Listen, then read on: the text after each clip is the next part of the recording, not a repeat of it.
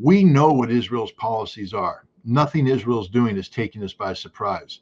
But we like to believe that the United States can put pressure on Israel. So I'm not going to say that our diplomacy was a facade. What I'm going to say, it was dangerously naive and very deceptive of us, because diplomacy isn't just about what we're trying to get Israel to do. It's what we led the Iranians and Hezbollah and Hamas to believe we could get Israel to do. And they bought into it. Hassan Nasrallah agreed to a ceasefire right before he was murdered by the Israelis. This ceasefire was brokered by the gentleman you just mentioned, this dual citizen. So today, no one trusts the United States. We will never be trusted in the region again on issues of this nature, because it is clear that we cannot control Israel. Israel will do whatever it wants to do. And more importantly, we know what Israel's getting ready to do. And yet we're pretending to the rest of the world that, we can somehow contain this problem. We can't. Israel is literally out of control. And so, there's already connectivity there, talking about, for instance, how to breathe life back into the JCPOA, the Iran nuclear deal, which would bring with it the lifting of sanctions by necessity. So this was already on the table. I think what the United States said is that an Iranian an attack against Israel would put this at risk, that in order to keep this initiative alive, we need Iranian restraint. And then they threw in the sweetener, which is, and because we understand that this has a regional component to it, we will get Israel to agree to a ceasefire. If you don't attack Israel, we will get the ceasefire that you are seeking. And the Iranian president went back to the inner sanctum and briefed them on this, and was able to prevail, was able to convince the supreme leader, despite the misgivings of the Iranian Revolutionary Guard Command and others in Iran who say you can't trust the Americans. They always lie. Everything they do is a lie. They signed the Iran nuclear deal, then they backed out of it. They have never told us the truth. They are never going to tell us the truth. The time to strike Israel is now. The Iranian president prevailed and bought the time, only to be betrayed by the United States government. Again, he will never again be able to play the card of peace. And that's thanks to the United States, not thanks to Iran. Michael McFaul, former U.S. ambassador to Russia, was on a panel sometime, I believe, last year with John Mearsheimer. And Mearsheimer called him out and said, that means you lied to the Ukrainians. And he said, of course we lied. That's what we do. Put on your big boy pants. This is what we do. It's not what we do, Mr. Ambassador. You can't be an ambassador if you lie. Your job is to represent your nation, to tell the truth. You don't have to tell the whole truth and nothing but the truth, so help you God, all the time, but you don't lie. But we have become a nation of liars. This is what we do. Tony Blinken is a liar. Jake Sullivan is a liar. Joe Biden is a liar. When the president of the United States, the commander in chief, is a liar, who can trust us? Who can trust us? Nobody. Even Saddam Hussein back in the day, I would always tell people, because I studied him very closely, I studied his inner circle, how the tribal relations. I said, Saddam can't lie. You will find out all the statements that are put out there. Saddam's not saying them.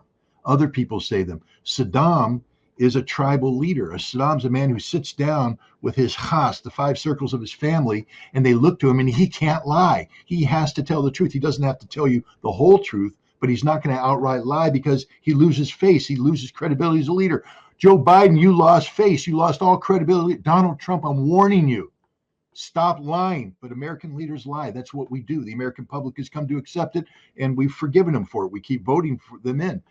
Telling a lie when you're the leader of the United States of America, either as the commander in chief or as a member of the cabinet, Tony Blinken as the Secretary of State, should be automatically disqualifying for any future leadership position, and should lead to the immediate nullification of you as a leader, because you've just disgraced not only the oath you took, but you disgraced the people you represent.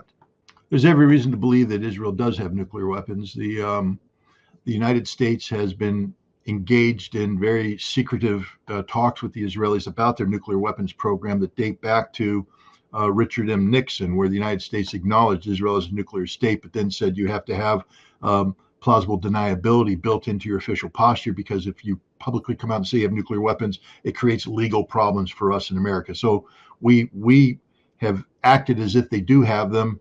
There was an Israeli scientist, Vanunu, who defected with documents, photographs, drawings, etc., that showed Israel's nuclear weapons. People have evaluated them. I have evaluated them. They seem to be genuine. They seem to be, conducive. They seem to be representative of what a real nuclear weapons program would be.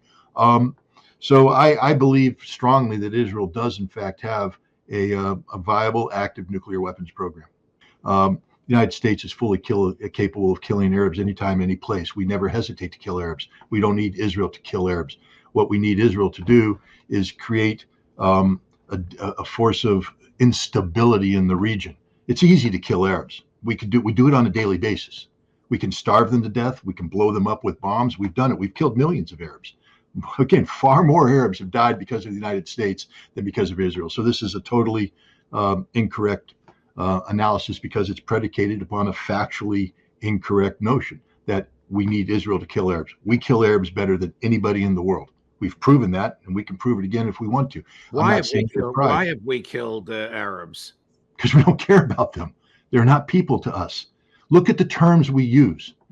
We call them ragheads. We call them sand, you know what. We speak to them derisively. We disrespect their religion. We have no appreciation for their culture. We don't view them as human beings, whether they live far away or even here at home. How many Americans actually have gone out to a mosque to meet the local imam and speak to his following? How many Americans have actually reached out to a Palestinian American community or Syrian American community to say, hey, we'd like to get to know you more?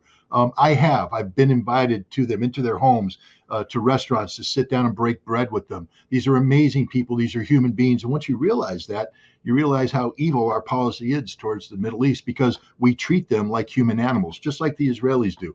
Madeleine Albright didn't blink when she was told that the sanctions of the United States have killed 500,000. That's 500,000 Iraqi children. And she said that that's a price we're willing to pay. That tells you everything you need to know about how the United States views Arabs. When we're willing to tolerate the death by starvation and disease of 500,000 Iraqi children to fulfill our policy objectives, it means we have no regard for Arab life. I mean, there's a chance, if Israel does go forward with an attack against Iran, and I believe that they know how foolhardy that would be, because Iran's not bluffing. Even an attack against non-critical infrastructure will generate an infrastructure destroying response by Iran, which will destroy Israel. And that'll be the end of it, because people can't live in Israel if there's no electricity. They can't live in Israel if there's no running water. They moved to Israel to be comfortable, to have jobs, to live in the land of milk and honey. And this forever war, because that's what Israel is going to be locked into now by defining the conditions of victory with Hamas and Hezbollah that cannot be met. Israel is doomed for a forever conflict. The 60,000 will never return to the north. The 20,000 will never return to the south. Israel will never be the same, and people will start fleeing Israel. And once they start fleeing Israel in sufficient numbers, the demographics dictate the end of Israel, and that's the future of Israel.